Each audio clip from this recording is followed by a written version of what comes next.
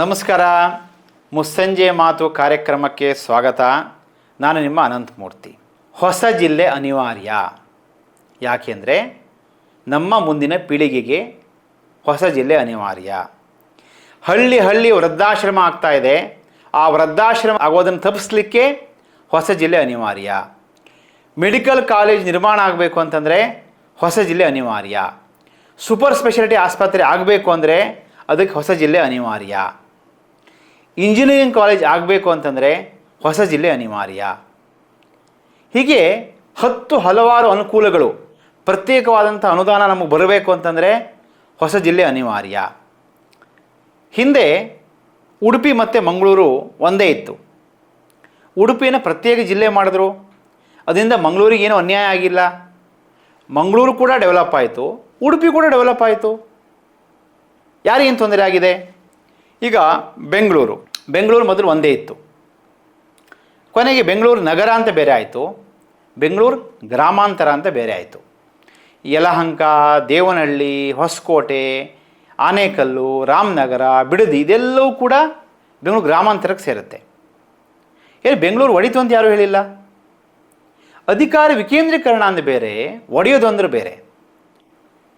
ಹಾಗೆ ಇತ್ತೀಚೆಗೆ ಮೊನ್ನೆ ಹುಬ್ಬಳ್ಳಿ ಧಾರವಾಡ ಮಹಾನಗರ ಪಾಲಿಕೆ ಕೂಡ ಎರಡು ಪ್ರತ್ಯೇಕ ಆಯಿತು. ಏನು ಹುಬ್ಬಳ್ಳಿ ಧಾರವಾಡ ಒಡೆದೋಯ್ತಾ? ಇಲ್ಲ, ಚೆನ್ನಾಗಿ ಇಂಪ್ರೂವ್ ಆಗುತ್ತೆ. ಅಧಿಕಾರ ವಿಕೇಂದ್ರೀಕರಣ ಯಾವತ್ತೂ ಕೂಡ ಅನುಕೂಲ, ಯಾವತ್ತೂ ಕೂಡ ಊರ ಅಭಿವೃದ್ಧಿ ಆಗುತ್ತೆ. ನಾವು ಜಿಲ್ಲೆಯನ್ನು ಎರಡು ಮಾಡಿದ್ವಿ ಅಂದ ತಕ್ಷಣ ನಾವೇನು ಕುಮಟಾದಲ್ಲೋ ಅಥವಾ ದೇವಿಮನೆ ಘಟ್ಟದಲ್ಲೋ ಕಂಪೌಂಡ್ ನಿರ್ಮಾಣ ಮಾಡೋದಿಲ್ಲ. ಯಥಾಸ್ಥಿತಿ ಹೀಗೆ ಇರುತ್ತೆ, ನಮ್ಮ ಸಂಬಂಧ ಹೀಗೆ ಇರುತ್ತೆ. ಒಬ್ಬ DC ಸಿರ್ಸಿಗೆ ಬರ್ತಾರೆ, ನಮ್ಮ ಭಾಗಕ್ಕೆ ಬರ್ತಾರೆ. ಒಬ್ಬ SP ಬರ್ತಾರೆ, ಬೇರೆ ಸಂಬಂಧಪಟ್ಟಂಥ ಅಧಿಕಾರಿಗಳು ಇಲ್ಲಿ ಬರ್ತಾರೆ. ಎಂತೆಂಥ ತೊಂದರೆಗಳಿದೆ ಅಂತಂದರೆ, ಒಬ್ಬ ಬಡವ ತನ್ನ ಆಯುಷ್ಮಾನ್ ರೆಫರಲ್ ಕಾರ್ಡಿಗೆ ಸೈನ್ ಹಾಕಿಸ್ಕೊಳ್ಳಿಕ್ಕೆ ಜಿಲ್ಲಾ ಕೇಂದ್ರಕ್ಕೆ ಹೋಗಬೇಕು. ಸರ್ವೆ ಆಫೀಸಿಗೆ ನೀವು ಜಿಲ್ಲಾ ಕೇಂದ್ರಕ್ಕೆ ಹೋಗಬೇಕು. ಒಂದು ಪೊಲೀಸ್ ವೆರಿಫಿಕೇಷನಿಗೆ ಜಿಲ್ಲಾ ಕೇಂದ್ರಕ್ಕೆ ಹೋಗಬೇಕು. DC ಆಫೀಸ್ಗೆ ಹೋಗಬೇಕು ಅಂತಂದರೆ ಕಾರವಾರಕ್ಕೆ ಹೋಗಬೇಕು. ಒಬ್ಬ ರೈತ ಬೆಳಗ್ಗೆ ಹೊರಟು ಹೋಗೋಷ್ಟೊತ್ತಿಗೆ ಮಧ್ಯಾಹ್ನ ಆಗುತ್ತೆ. ಗೌರ್ಮೆಂಟ್ ಆಫೀಸಲ್ಲಿ ತಮಗೆ ಗೊತ್ತೇ ಇದೆ, ಹೋದ ಕೂಡಲೇ ನಿಮ್ಮ ಕೆಲಸ ಯಾರೂ ಕೂಡ ಮಾಡಿಕೊಡೋದಿಲ್ಲ. ನಾಳೆ ಬಾ ಅಂತ ಹೇಳೋದು ಸಾಮಾನ್ಯ ವಾಡಿಕೆ. ನಾಳೆ ಬಾ ಅಂದ ತಕ್ಷಣ ವಾಪಸ್ ಅವನು ಬರೋದು ರಾತ್ರಿ ಆಗತ್ತೆ. ಅವನು ವಾಪಸ್ ಮತ್ತೆ ಬರಬೇಕಾ, ಅಲ್ಲೇ ಇರಬೇಕಾ? ಎಷ್ಟು ಕಷ್ಟ ಇದೆ. ಅಲ್ಲೇ ಉಳ್ಕೊಳ್ಬೇಕು ಅಂದರೆ ರೂಮ್ ಚಾರ್ಜ್ ಕೊಡೋರು ಯಾರು? ಊಟದ ಖರ್ಚು ಕೊಡೋರು ಯಾರು? ಬಸ್ ಚಾರ್ಜ್ ಕೊಡೋರು ಯಾರು? ಹೌದಾ? ಎಷ್ಟೊಂದು ಸಮಸ್ಯೆಗಳಿದೆ. ಯಾಕೆ ಬೇಕು ಪ್ರತ್ಯೇಕವಾದಂಥ ಜಿಲ್ಲಾ ಕೇಂದ್ರ ಮಾಡಿದ್ರೆ? ಏನು ತೊಂದರೆ? ಯಾರಿಗೇನು ತೊಂದರೆ? ನಾವು ಯಾರನ್ನು ಕಿತ್ಕೊಳ್ತಾ ಇದ್ದೇವೆ? ನಮ್ಮ ಹಕ್ಕನ್ನು ನಾವು ಪಡ್ಕೊಳ್ತಾ ಇದ್ದೇವೆ ಅಷ್ಟೇ ಹೊರತು ನಾವು ಯಾರು ಅನ್ನನ್ನು ಕೂಡ ಕಿತ್ಕೊಳ್ತಾ ಇಲ್ಲ. ಒಂದು ವಿಚಾರ. ಎರಡನೇ ವಿಚಾರ, ಪ್ರಮುಖವಾದಂತಹ ಲಾಭ ಮೆಡಿಕಲ್ ಕಾಲೇಜು. ಜನ ದಯವಿಟ್ಟು ಅರ್ಥ ಮಾಡ್ಕೊಳ್ಳಿ, ಇದು ಬಹಳ ಗಂಭೀರವಾದ ವಿಚಾರ ಈ ಮೆಡಿಕಲ್ ಕಾಲೇಜು ಅನ್ನೋದು.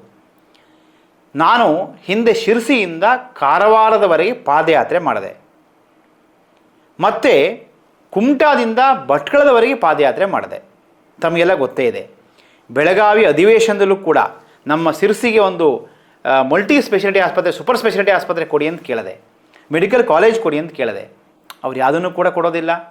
ಏನು ಹೇಳ್ತಾರೆ ಗೊತ್ತಾ? ಒಂದು ಜಿಲ್ಲೆಗೆ ಒಂದೇ ಮೆಡಿಕಲ್ ಕಾಲೇಜು, ಅದು ನಿಮ್ಮ ಕಾರವಾರದಲ್ಲಿದೆ, ಅದು ಉಪಯೋಗಿಸ್ಕೊಳ್ಳಿ ಅಂತ ಹೇಳ್ತಾರೆ. ಕಾರವಾರ ಏನು ಇಲ್ಲಿದೆಯಾ? 140 ಕಿಲೋಮೀಟ್ರ್ ಇದೆ. ನಮಗೊಂದು ಸುಸಜ್ಜಿತವಾದಂತಹ ಸೂಪರ್ ಸ್ಪೆಷಾಲಿಟಿ ಆಸ್ಪತ್ರೆ ಬೇಕು, ಮೆಡಿಕಲ್ ಕಾಲೇಜ್ ಬೇಕು. ಮೆಡಿಕಲ್ ಕಾಲೇಜ್ ಯಾಕೆ ಬೇಕು ಅಂತ ಕೇಳ್ಬೋದು. ಈ ಸುತ್ತಮುತ್ತಲಿನ ಶಿರಸಿಯೂ ಸೇರಿದಂತೆ ಸುತ್ತಮುತ್ತಲಿನ ಎಲ್ಲ ತಾಲೂಕುಗಳಿಗೂ ಕೂಡ ನಮ್ಮ ಜಿಲ್ಲೆಯಲ್ಲೇ ವೈದ್ಯರ ಕೊರತೆ ಸಿಕ್ಕಾಪಟ್ಟೆ ಇದೆ. ಸರ್ಕಾರಿ ಆಸ್ಪತ್ರೆಗಳಲ್ಲಿ ವೈದ್ಯರ ಕೊರತೆ ತುಂಬ ಇದೆ. ಸಿದ್ದಾಪುರ ಇರ್ಬೋದು, ಶಿರಸಿ ಇರ್ಬೋದು, ಯಲ್ಲಾಪುರ ಇರ್ಬೋದು, ಮುಂಡಗೋಡು ಇರ್ಬೋದು, ಚಿಕ್ಕ ಪ್ರಾಥಮಿಕ ಕೇಂದ್ರಕ್ಕೆ ವೈದ್ಯರು ಸಿಗೋದೇ ಇಲ್ಲ. ಅದನ್ನು ನಾವು ಸರಿತೂಗಿಸ್ಕೊಳ್ಬೇಕು ಅಂತಂದರೆ ಮೆಡಿಕಲ್ ಕಾಲೇಜ್ ಅನಿವಾರ್ಯ. ಈಗ ನಮ್ಗೆ ಯಾರಾದರೂ ಕೂಡ ಅಕ್ಕಿಯನ್ನು ಕೊಡ್ತಾ ಇಲ್ಲ ಅಂತಂದ್ರೆ ನಾವು ಭತ್ತ ಬೆಳ್ಕೋಬೇಕಲ್ವಾ? ಅಕ್ಕಿ ಬೆಳ್ಕೋಬೇಕು.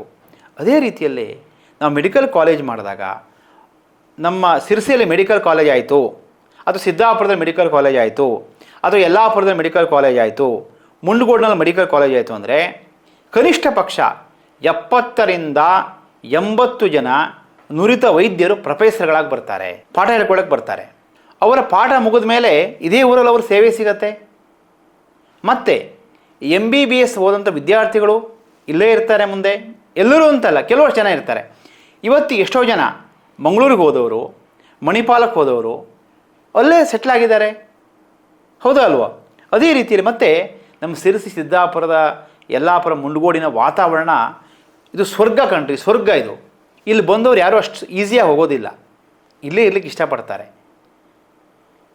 ನಮಗೆ ಒಂದು ಮೆಡಿಕಲ್ ಕಾಲೇಜ್ ಸೌಲಭ್ಯ ಸಿಕ್ಕಿದ್ರೆ ಮುಂದೆ ಅವರೆಲ್ಲ ಇಲ್ಲೇ ಇರ್ತಾರೆ, ವೈದ್ಯರ ಕೊರತೆನೇ ಆಗೋದಿಲ್ಲ. ನಾವು ಇವತ್ತಿನ ದಿವಸ ಮಂಗಳೂರಿಗೆ ಹೋಗಿ ಔಷಧಿ ಕೊಟ್ಟಿದ್ದು ಭಿಕ್ಷೆ ಬಿಡ್ತಾ ಇದ್ದೇವೆ ಅವ್ರ ಮುಂದೆ.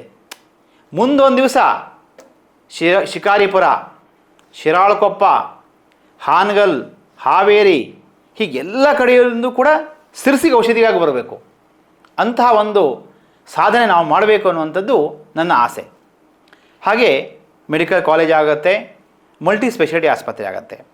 ನಮ್ಮ ಭಾಗ ಏನಾಗಿದೆ ಅಂತಂದರೆ ನೋಡಿ, ಈಗ ಮೆಡಿಕಲ್ ಕಾಲೇಜಲ್ಲಿದೆ, ಕಾರವಾರದಲ್ಲಿದೆ. ಈಗ ಏರ್ಪೋರ್ಟ್ ಎಲ್ಲ ಆಗ್ತಾಯಿದೆ, ಅಂಕೋಲಾದಲ್ಲಿ ಆಗ್ತಾಯಿದೆ. ಹೈವೇಯಲ್ಲಿದೆ, ಅದು ಕರಾವಳಿ ಭಾಗದಲ್ಲೇ ಇದೆ. ಇಂಜಿನಿಯರಿಂಗ್ ಕಾಲೇಜಲ್ಲಿದೆ, ಆ ಭಾಗದಲ್ಲಿದೆ. ಈಗ ಮಲ್ಟಿ ಸ್ಪೆಷಾಲಿಟಿ ಆಸ್ಪತ್ರೆ ಅಲ್ಲೇ ಆಗ್ತಾಯಿದೆ. ಕೊಂಕಣ್ ರೈಲಿದೆ, ಎಲ್ಲ ಅಲ್ಲೇ ಇದೆ. ಹೀಗೆ ಪ್ರತಿಯೊಂದು ಡೆವಲಪ್ಮೆಂಟು ಕೂಡ ಕರಾವಳಿ ಭಾಗದಲ್ಲೇ ಬರ್ತಾ ಇದೆ ವಿನಃ ಈ ಕಡೆ ನಮಗೆ ಸೌಲಭ್ಯ ಸಿಗ್ತಾನೇ ಇಲ್ಲ. ಇದೆಲ್ಲವೂ ಕೂಡ ಸಾಮಾಜಿಕ ನ್ಯಾಯ ಸರಿತೂಗಬೇಕು ಅಂತಂದರೆ ನಾವು ಪ್ರತ್ಯೇಕವಾದ ಜಿಲ್ಲೆಯನ್ನು ನಾವು ಪಡೆಯುವಂಥದ್ದು ಅನಿವಾರ್ಯ. ನಾವು ಅದಕ್ಕೆ ಏನು ಮಾಡಿದ್ವಿ ಅಂತಂದರೆ, ಬನವಾಸಿ ನೋಡಿ, ಕರ್ನಾಟಕದ ಕನ್ನಡ ಪ್ರಥಮ ರಾಜಧಾನಿ ಅದು ಬನವಾಸಿ. ಕದಂಬರ ಆಳದಂತಹ, ಪಂಪ ಹಾಡಿ ಹೊಗಳಿದಂತಹ ಊರು. ಅದನ್ನು ಸರಿಯಾದಂತಹ ಆ ಬನವಾಸಿಗೆ ಅಭಿವೃದ್ಧಿಯನ್ನು ಸರಿಯಾಗಿ ಮಾಡದೆ ಕಡೆಗಣಿಸಿರುವಂಥದ್ದು ಅದು ಅಕ್ಷಮ್ಯ ಅಪರಾಧ. ಅದಕ್ಕಾಗಿ ಕದಂಬ ಕನ್ನಡ ತಾಲೂಕು ಬನವಾಸಿಯನ್ನು ಮಾಡಬೇಕು ಅಂಥೇಳಿ ನಾವು ಆಗ್ರಹ ಮಾಡಿದ್ದೇವೆ. ಹಾಗೆ ಕದಂಬ ಕನ್ನಡ ಜಿಲ್ಲೆಯನ್ನು ಮಾಡಿ ಅನ್ನುವಂಥದ್ದು ನಮ್ಮ ಬೇಡಿಕೆ. ಕೆಲವಷ್ಟು ಜನ ನಮ್ಮ ಉತ್ತರ ಕನ್ನಡ ಬಹಳ ಒಳ್ಳೆಯ ಹೆಸರು, ಘಟ್ಟದ ಕೆಳಗೆ ಕರಾವಳಿ ಇರ್ಬೋದು, ಮಲೆನಾಡಿರ್ಬೋದು, ಬಯಲುಸೀಮೆ ಇರ್ಬೋದು, ಹೀಗೆ 3 ವಿವಿಧವಾದಂತಹ ಪ್ರಾಂತ್ಯಗಳನ್ನು ಹೊಂದಿರುವಂತಹ ಸಮೃದ್ಧವಾದಂತಹ ನಾಡು ನಮ್ಮದು, ಉತ್ತರ ಕನ್ನಡ ಹೆಸರು ಚೆನ್ನಾಗಿದೆ ಅಂಥೇಳಿ ಕೆಲವು ಜನರ ಅಭಿಪ್ರಾಯ ಇದೆ. ಅದಕ್ಕೆ ನಾವು ಒಂದು ಹೆಜ್ಜೆ ಮುಂದೆ ಹೋಗಿ, ಹಾಗಿದ್ದರೆ ನಮ್ಮ ಕಡೆಯಿಂದ ಮತ್ತೊಂದು ಆಪ್ಷನ್ ಇದೆ. ಸಮುದ್ರ ತೀರದ ತಾಲೂಕುಗಳೇನಿದೆ ಅದನ್ನು ಉತ್ತರ ಕನ್ನಡ ಪಶ್ಚಿಮ ಅಂತ ಮಾಡಿಬಿಡೋಣ, ಘಟ್ಟದ ಮೇಲಿನ ತಾಲೂಕುಗಳನ್ನು ಪೂರ್ವ ಅಂತ ಮಾಡೋಣ. ಹೇಗೆ ಬೆಂಗಳೂರು ನಗರ ಮತ್ತು ಬೆಂಗಳೂರು ಗ್ರಾಮಾಂತರ ಮಾಡಿದ್ರೋ ಅದೇ ರೀತಿಯಲ್ಲಿ ನಿಮ್ಮ ಉತ್ತರ ಕನ್ನಡ ಕೆಲವು ಜನ ಹೇಳಿದ್ದು ಕೇಳಿದ್ದೇನೆ.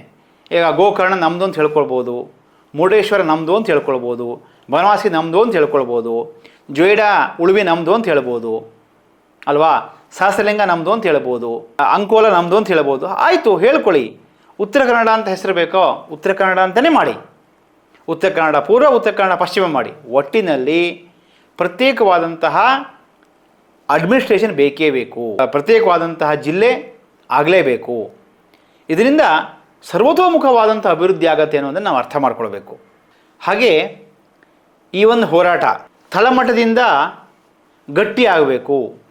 ಇದು ಕೂಗು ತಳಮಟ್ಟದಿಂದ ಹೊರಟ್ರೇ ಇದು ವಿಧಾನಸೌಧ ಕೇಳಿಸುತ್ತೆ ಅನ್ನುವಂಥ ದೃಷ್ಟಿಯಿಂದ ನಾಳೆ ಹೇರೂರಿನಲ್ಲಿ ಸಂಜೆ 4 ಗಂಟೆಗೆ ರಾಮಲಿಂಗೇಶ್ವರ ದೇವಸ್ಥಾನದಲ್ಲಿ ನಾವು ಮನೆ ಮನೆ ಸಹಿ ಸಂಗ್ರಹ ಅಭಿಯಾನಕ್ಕೆ ಚಾಲನೆ ಕೊಡ್ತಾ ಇದ್ದೇವೆ. ತಾವೆಲ್ಲರೂ ಕೂಡ ಆಗಮಿಸಬೇಕು. ಇನ್ನು 20 ದಿವಸಗಳ ಕಾಲ ನಮ್ಮ ಕಾರ್ಯಕರ್ತರು ಹೇರೂರು ಪಂಚಾಯಿತಿ, ಅಂಡ್ಲೇಬೈಲು ಪಂಚಾಯಿತಿಯ ಪ್ರತಿ ಮನೆಗೂ ಕೂಡ ಹೋಗಿ ಕರಪತ್ರವನ್ನು ಕೊಟ್ಟು ಪ್ರತ್ಯೇಕ ಜಿಲ್ಲೆ ಅನಿವಾರ್ಯತೆಯನ್ನು ತಿಳಿಸಿ ಸಹಿ ಸಂಗ್ರಹಣೆ ಮಾಡ್ಕೊಂಡು ಬರುವಂತಹ ಕಾರ್ಯಕ್ರಮವನ್ನು ಮಾಡ್ತಾ ಇದ್ದೇವೆ.